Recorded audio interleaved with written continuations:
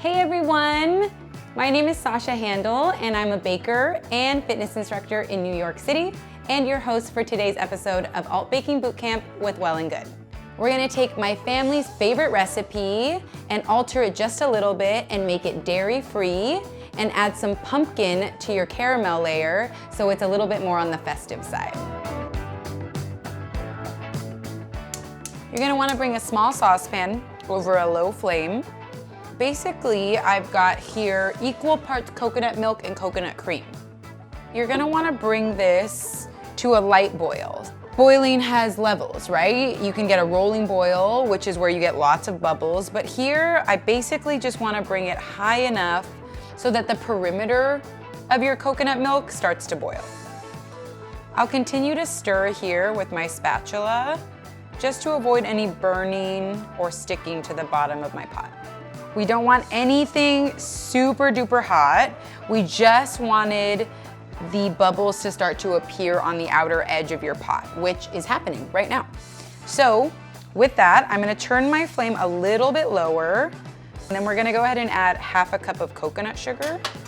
Coconut sugar lends this beautiful caramelly flavor and color. So it's actually really perfect for this recipe, which is custard and caramel.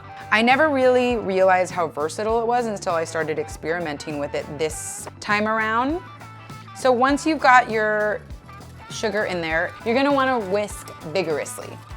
Once you've whisked for about a minute, all you're going to do is bring your burner down to a simmer, which for me was a little bit confusing.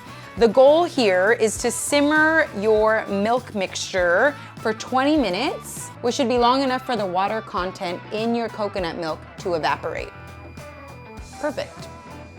And your liquid should reduce by about half to about a third of its volume. And once it's reached that level, then we'll move on to making our caramel topping. See you in 20 minutes. So I'm just gonna go ahead and turn the flame off, give it another whisk, and once you're off of the flame, this will also allow your mixture to start to cool. Once you've done that, we've got just a few more ingredients to add. We'll go with a teaspoon of vanilla and a teaspoon of cinnamon. Lastly, you're gonna zest 1 lemon. Just give it a nice gentle yet aggressive push against the microplane. And you don't want to dig too deep into this peel because as you get past the first layer, that next layer is actually quite bitter and that's not what we want. Okay, looks pretty good. We're gonna give it another whisk and then we're gonna allow it to cool. Now, why do we need to cool it when we just brought it to a simmer? Well, we're about to mix in all of our eggs and we don't want the eggs to cook when adding them into the milk mixture. So this needs to come down just a couple degrees. While we are waiting for our milk mixture to cool, I'm going to preheat my oven to 350 degrees. I have a baking dish here that I'm going to fill about 1/3 of the way with just some water. A water bath is crucial to making custard. It will keep the texture creamy yet firm and help the custard bind together. Rather than boiling my water and then dealing with that, I'm just gonna put it into my oven as it preheats and then it does the job for me. We'll give it another whisk, make sure everything's incorporated, and then transfer it to another bowl. So in we go. On about a medium flame, rest my spatula on top, and the only difference here is we're gonna start with a bit of water. So I would say about a tablespoon, and then reserve the rest in case you need it later. The reason why we're not putting all of the water in immediately is because we're gonna add pumpkin puree. Pumpkin puree has a pretty high water content. So by adding that, we'll actually reduce the amount of water that's needed. We're looking for about a tablespoon to 2, depending on how pumpkin-y you want your caramel to be. It's going to form almost a syrupy texture. And then once it reduces, it should mimic that of a caramel texture. You can see that it's pretty much already dissolved. Scraping the sides down, keeping it nice and smooth, avoiding any burnt edges, any solid bits. And it took us less than 2 minutes. How's that kind of caramel for you? Oh, it smells so good. I'm going to line each one of these ramekins with equal amounts of caramel and then allow that to set while I finish my flan mixture. I'm simply going to use a 1/4 cup to help me disperse it very carefully, just enough so that it coats the bottom of your ramekin. You won't need a ton of it because it's really concentrated. I've cracked 6 eggs into this very large mixing bowl and we're gonna give it a good whisk.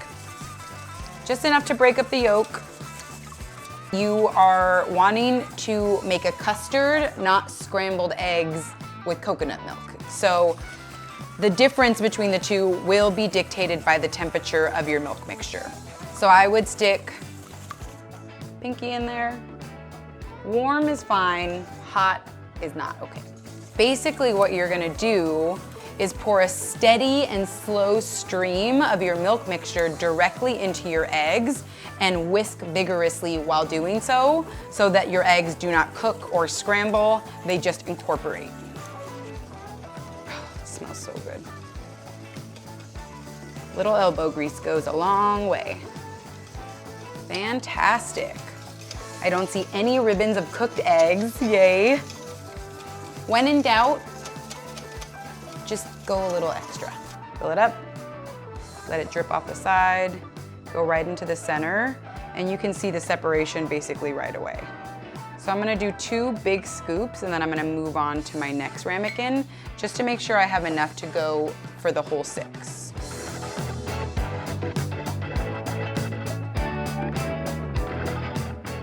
Done. I am fortunate enough to have a dish that fits these 6 ramekins perfectly. Close this up. I'm gonna set my timer for only 20 minutes, which is half of the baking time, give it a rotation, and then finish it off.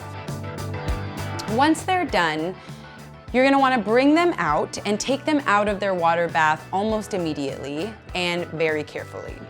I have tongs that I use to do this, and I basically just put them right onto the countertop, wait about 15 minutes so that they're cooled, and then put their lid on and put them right into the fridge.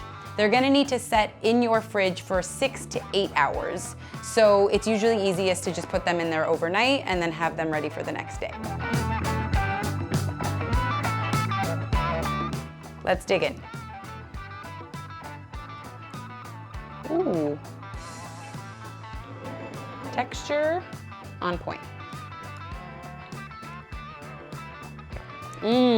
Flavor on point too. Yes.